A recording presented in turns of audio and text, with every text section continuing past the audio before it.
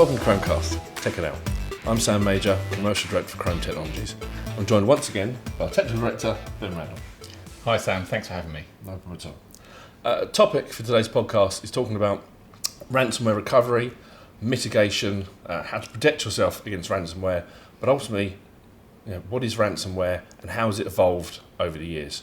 So, pretty heavy yet interesting topic, and one that's certainly front and centre in a lot of the news at the moment. We've seen some very high level and very, very costly ransoms, which I think we can dig into in Absolutely. a bit. But if we just peel this back a bit, because ransomware is not new. It's under various different guises and names.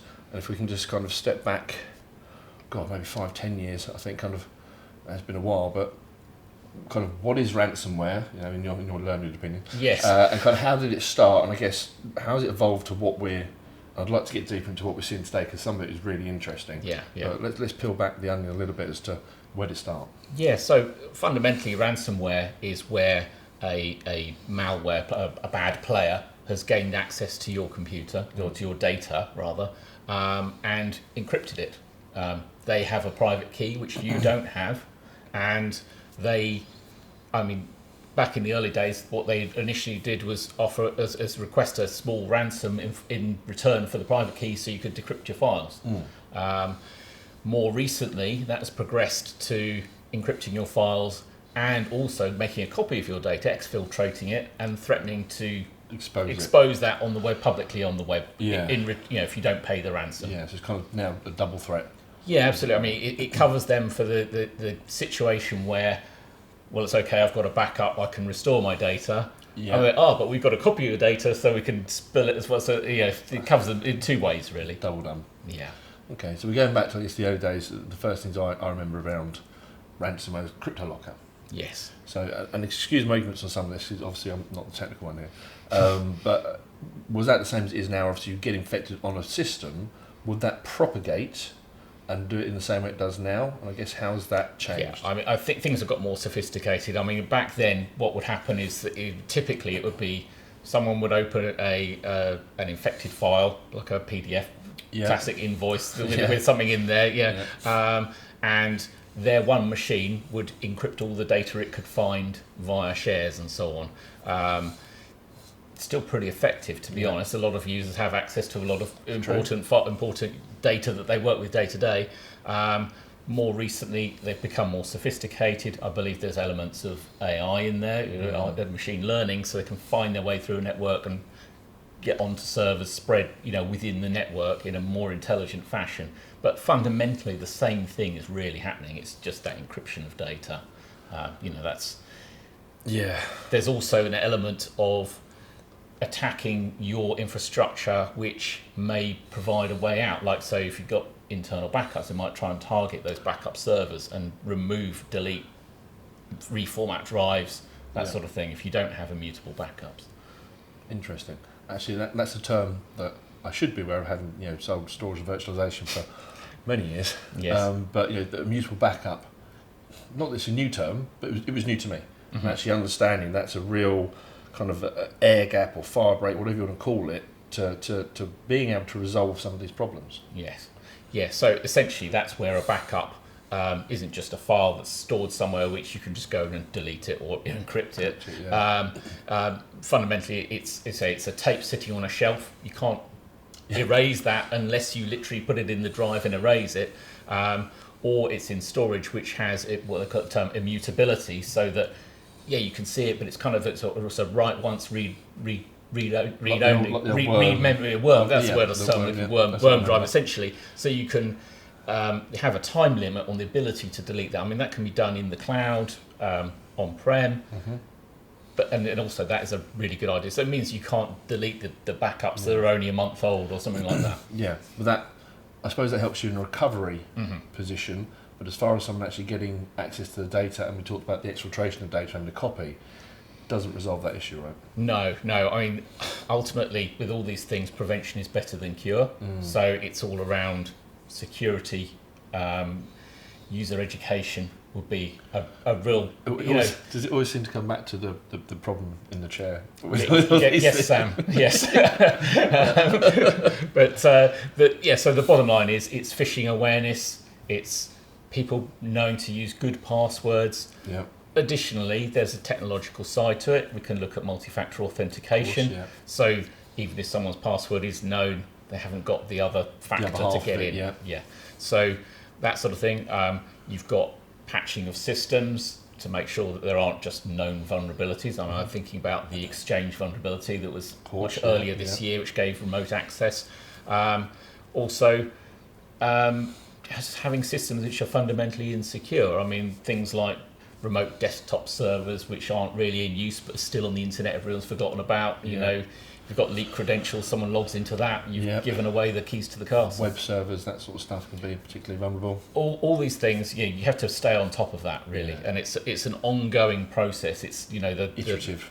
It's iterative. You need to keep on it regularly and be aware of where your standing is in terms of those updates. Because it is becoming particularly scary. Looking at some of the data, I'm going to have to cheat and look at some of the notes I've made because some of the numbers are far too big for me to remember. But I find this incredible. 48% of businesses have been affected by ransomware in 12 months. That's a quote from Mimecast, so I'm quite happy to quote that one on the podcast and stand by it. That's not just a Sam Major fact. And 50% of those organisations have paid. Yes. Now, when you think about the average cost of a ransomware attack, I think has gone from 5 years ago of $10,000, and we're now seeing, what was the US oil pipeline one, was a 70 million? I think the Colonial Pipeline, I think they actually paid $5 million. You've got the JBS, the meat suppliers, I think they paid $11 million. God. And most recently we've got Kaseya, who, of course, that's the one. Which is an altogether more. That's the next level of each. We go into that in a second, actually. Yeah. But certainly their main initial ransom demand was $70 million. God. I believe that's reduced to 50 million now. But how nice is it? So it's a bargain. Yeah, I mean that really brings us on to the Kaseya thing. Is what we call a supply chain attack. So that is where you've got a tool, Kaseya, used by MSPs to support multiple clients, and they use that to roll out patches and that sort of thing. And so Kaseya getting breached meant that they got all the people further down in the supply chain. I believe that the player involved in that, REvil, they... Now this, again, you and I discussed this off camera, it's quite terrifying. From a commercial perspective, it sounds like a great business, right? But yes. But I mean, it's terrifying these organisations are there. So it would be, for those that don't know, and I was kind of one of them, can you just talk us through the business model they put together? Because it's fascinating. It is quite professional. These aren't just hackers sitting in a bedroom somewhere. No. What we're looking at is that REvil, with their pronunciation sodinokibi or sodinokibi, I'm not quite sure how you pronounce it, but their product, they've come up with some effective code and communications platform, basically, and what they're doing is they're selling this as ransomware-as-a-service. So they're franchising they've obviously done their own initial attacks, and I guess they get more manpower. It makes more sense for them to franchise it out. So people can pay a cut of use those tools and pay REvil just like franchise. So pay a 10% of profits or something like that. And when the ransoms are so big, that's significant. Well, like you just talked about being a 70, but kind of reduced to 50 million. 10% of that is a handsome payday. But yes. I believe in that case with the Kaseya attack, they're breaking it down that individual machines underneath which have been affected below that, they pay the 50 million, they get the keys to the whole lot. If you pay you can pay on an individual basis, and it's only $45,000. I'll support my account server back, and I can. You get that one back for that, and you can see that there's because they've gone a little bit smaller with that. It gets more likely to be paid. If you ask someone $1 million for something, it's probably not going to happen. Unless they're very large. Depending on who they are, right? Yeah, exactly. But a small business might go, we can afford 45,000, and it just increases the temptation to pay. I read, and I can't remember which. It was a local borough council in England they became a ransomware attack, and the demand was something extortionate, and they literally went back going, we don't have that money. Yeah. We can raise this, and it went from being like £1 million to they could raise £13,000. Oh, okay. But the problem with that is obviously you've paid, and obviously all the advice is you should never pay these ransomware attackers, because ultimately, all right, you might get the encryption key back. There's no guarantee they haven't exfiltrated your data. You're not necessarily in a position where it just won't happen again. Yeah, well, it's almost a guarantee, actually. I mean, I believe that in a very large number of cases, don't quote me on the actual number, but where the ransom has been paid, and presumably they've decrypted their data to some degree of success. So there's more on that later as well. The problem with paying is you're putting a target on your back. You're a soft target. They're just going to come back for more later. It's very common. No, I totally get that, and obviously there's always the risk that you pay a ransom, you don't get your encryption keys, or that they've passed on the information they've managed to gather to, they can sell it to somebody else.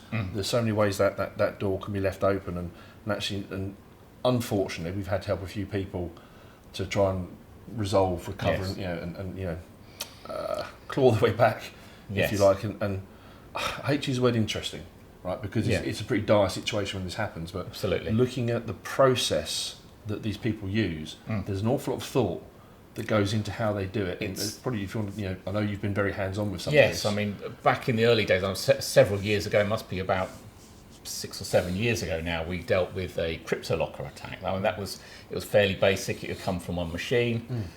We were able to help the affected company purely by restoring from backups. Fortunately, in those days, they literally just disconnect that machine from the time being and see what damage has been done and recover from backups, and you can't pretty much, right? As it was, and this is another part of it actually, as it was, it had started before the weekend.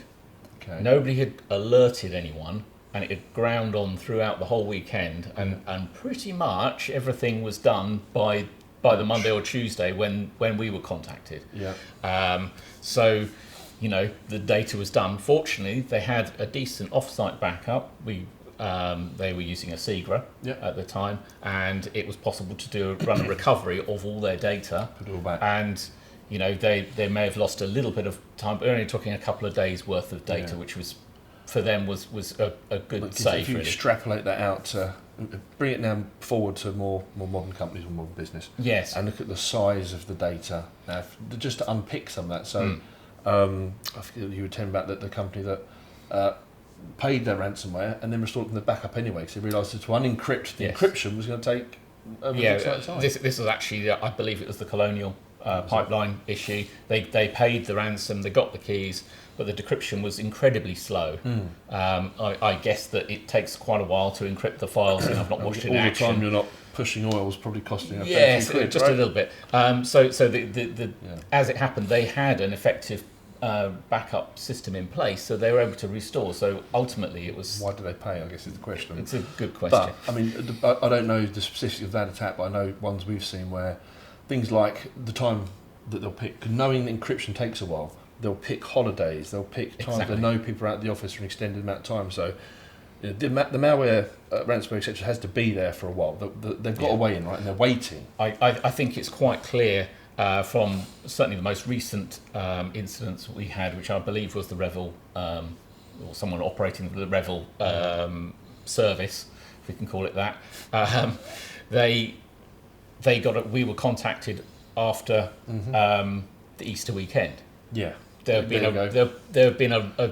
think they've been in there for some time before that, and they've timed there. They go, right, okay, let's start things going. When everyone's away, the back's turned, it gives it time to grind through it. In that case, companies have a lot of data. It takes a long time to encrypt it. That's the thing, I guess nowadays we actually have a exponential growth of data. So everyone, even if smaller business, large business, have huge amounts of data. But I suppose that is one...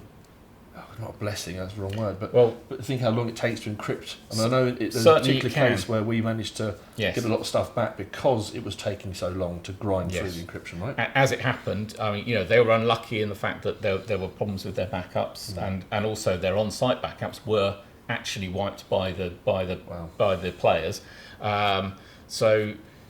But as luck would have it, they had so much data that not all of it was encrypted. I think it was about 80% was recoverable, purely because it hadn't been encrypted yet. Yeah. Rather than any other measures they had in place, really. Yeah, that's really interesting, actually. I'd like to get into, if you don't mind, because I know you were kind of really hands-on with this, but we were obviously approached by a company that had suffered an attack, as we've been through. And funnily enough, it was over an extended period of time where they knew those people had been away from the office. Yeah. And it'd just be great if you could talk through some of the... Because I know it was a pretty bad one, and we were able to help them recover an awful lot of data and get them back up and going. But there were some pretty interesting things that if they just had have paid more attention, it wouldn't have been as bad. And it'd be interesting, I think, to share with the audience, because some people watch this and will go, I'm good, and I think that's great. And others might think, there's things that potentially off the back of this we should go and address. Yeah, absolutely. In that particular instance, there were multiple failures which led. I think if any one of the things, if they hadn't all gone wrong together, they probably would have been okay. I mean, they'd recently started doing phishing. Phishing assessment tests. That's the word I was looking for, and a high percentage of their users failed those tests. Wow.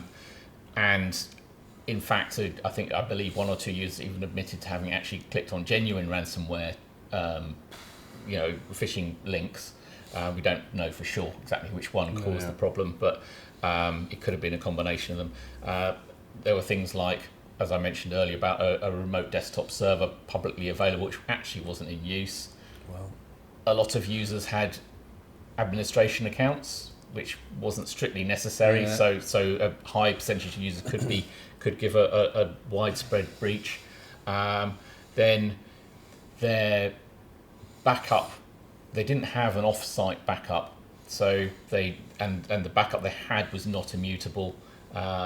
Say that the malware players, if you like, they had actually, I'm sure that a human had been involved, because the actual drive where the backups were stored was being low-level formatted when we actually found it. So that took some intervention. It wasn't just software that did that.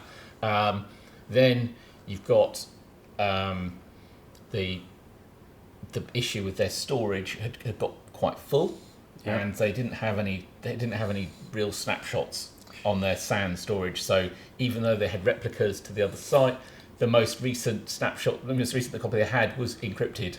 So it's just a catalogue of unfortunate incidents. If any one of these, it had an immutable backup off-site or on-site, they'd been Didn't have domain passwords everywhere, this, that and the other, like you say, a collection of unfortunate events. Yes. Okay. It was striking the professionalism of the actual web page. I was going to say, I want to touch on that, because you showed me. I hate using the word interesting. It's probably the wrong word to use if we're talking about unfortunate things, but it is, and to see how professional. I didn't expect it to look like that. Yeah. It was the web page. They had a private key to access their key for help, where they gave their address for their Monero for the ransom to be paid. I believe it was $500,000 if you responded within 7 days. After that, it was $1 million. So it's like your parking fine if you pay it within. Very much like that. Wow, but yes, there was, once you put it in, they gave all those details. There was a chat to support for assistance with it, and they'll give you a prove who they were by decrypting one file for free, one or two files, I think it was, for free, just to prove that was what it was. And we think it's potentially part of the REvil, what do we call it? Yes, it was absolutely. It was REvil sodinokibi. I can never pronounce it, but easy for you to say. that word. But yes, it was that, as far as I can tell. Wow. I guess, and the other thing we mentioned on that and we saw is, obviously, I guess what's escalating the ease of this now is Bitcoin or Ethereum or whatever it might be. Cryptocurrency, because now it's not, transfer this bank account. Oh, now we can find you. It goes off into the ether, and it's just kind of driving this. Certainly, very much harder, at least. It's facilitated that international transfers with very low cost and really no accountability. Yeah. Again, it goes back, like you said, to having the right technologies, the right training, this, that, and the other. Because you leave the door open, these people will find a way in. And I guess looking at some of the suggestions you'll see will be, have your cyber essentials. Personal opinion, I don't think it's worth the paper it's written on because it's self-certification, right? Cyber Essentials Plus is definitely a step up. Having someone come in and rubber stamping that you've got the right technologies, processes. One up from that will be ISO 27001. Again, personal opinion. Each time that there are a fairly substantial ramp up. Jump, yeah. And if you've done those properly, like ISO 27001 Cyber Essentials Plus, it means your users will have awareness. Yes, and this is, very least, you know, as we mentioned earlier, the weakest link, unfortunately, is the people, really. Yeah. But if people are on their guard, you're much less likely to get someone to click on that link or open that file. I guess the thing with those certifications, whilst, as you say, it's very important that you've analysed and understood the right technologies in place, the process in place, people are educated, but it's a point in time. Once you've got your rubber stamp, I'm CE plus or I'm ISO 27001, if people, you know, kind of right, the audits have gone down, we'll go back to doing what we do. You've got a big problem on your hands. So I think it's very important that obviously, you know, MDR services are out there. We do it for our customers, and it's just, you know, I think it's good practice, especially nowadays, because this isn't going to slow down. No. Ransomware is getting more and more aggressive. We're seeing more and more attacks. The stats I've pulled out earlier, people are paying, rightly or wrongly, but it's your business. You've got to do something. Yes. So obviously the prevention is far less costly and painful than the cure, right? So I think we need to potentially just dig in a bit to what we can do around MDR and how we can help our clients. Yeah, as you said, MDR, Managed Detection and Response. So that will be a service where you've got a service which is keeping an eye on the data from your systems in general. So that could be literally everything. They're looking at all the logs and so on. When they start noticing those IOCs, indicators of compromise, they'll be on the phone to your IT department to let you know. I mean, depending on the level of service and who we're talking about, some will actually automatically lock out those machines. So say it's a laptop or whatever, isolate that machine from the rest of your network.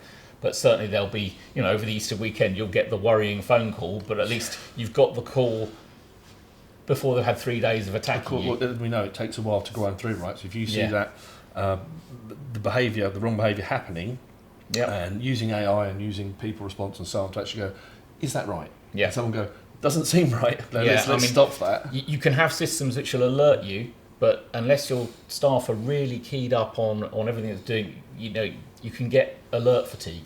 So get 500 alerts a day. We've seen that with other systems we use with the PRTD stuff, and customers that just want to ignore the flashing red thing because it keeps flashing. But it's because it's something important. And you know, when it comes to this stuff, it's even more important. But that's why we're now seeing, you know, we're providing it for our customers and see more and more people coming to actually have our managed services team. We'll suffer the red light fatigue, and we'll look at what's going on, and we can advise our customers as to what can happen. And that prevention is definitely better than cure. Yeah, and the early response to a detection of something, you know, the quicker you react, the better you're going to be. Yeah. Okay, so if we were trying to wrap up, I want to kind of guess maybe the 3 key takeaways. I mean, look, we know the first one, right, is education. Yep, 100%. I guess and then we're going to probably say having the right technologies is clear. I might even go for 4 here, Ben. I was going to say, well, you say technologies. We've got your kind of your user login security technology. Let's call it your MFA, your good passwords, that kind of thing. Yeah. Immutable backup. Yeah, 100%. If you assume it's going to be a not if but when, and if you've got a solid backup that you can recover from, then you're in a much better position than you would be. Yeah, and then, you know, I guess lastly, if you do get that fatigue or it's something you kind of want to outsource the problem, working with a good company that can help you with that, and almost take that. There's no perfect solution. These things will happen, but I think you said the key thing. The fastest response is the best. Yeah, absolutely. If we can help our customers do that, then fantastic. Yeah. Brilliant. Thank you, Ben. I've actually learnt stuff today, which is great as always. So thanks for joining me. Yeah, good to see you. And thank you for joining us once again on Krome Cast. Check it out. Please remember to like, subscribe, and share. If there's anything you'd like to discuss in future episodes, do leave that in the comments below. Thank you.